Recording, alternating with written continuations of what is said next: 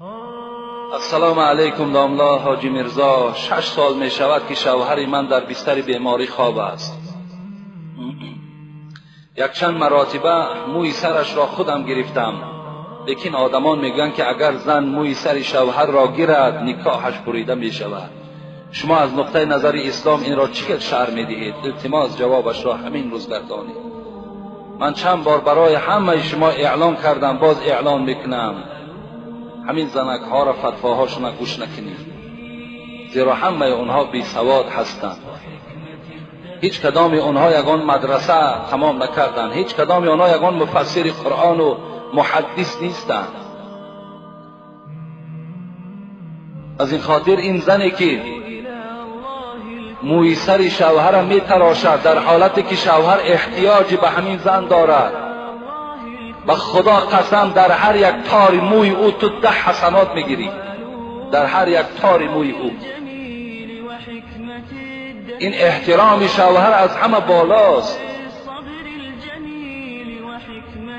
نکاح بریده نمی شود. پیغمبر خدا میگویند اذا غسلت المرأة ثياب زوجها كتب الله لها 1000 حسنه و غفر لها 1000 خطیئه.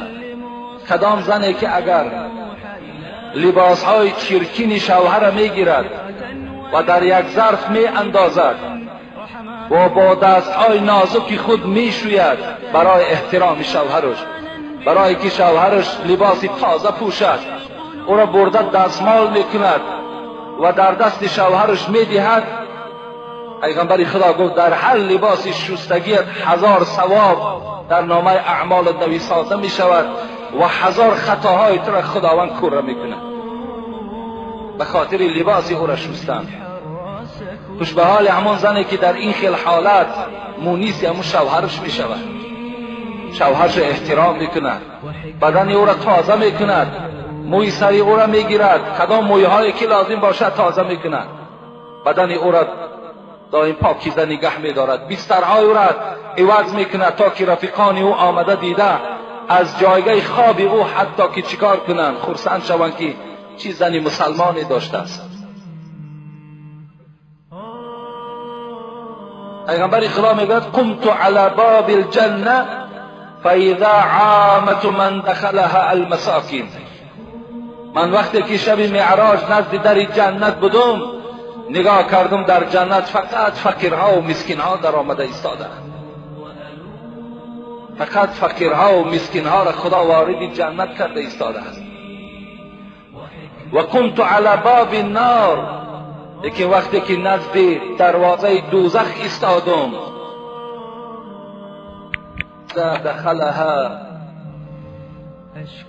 عامة من النساء،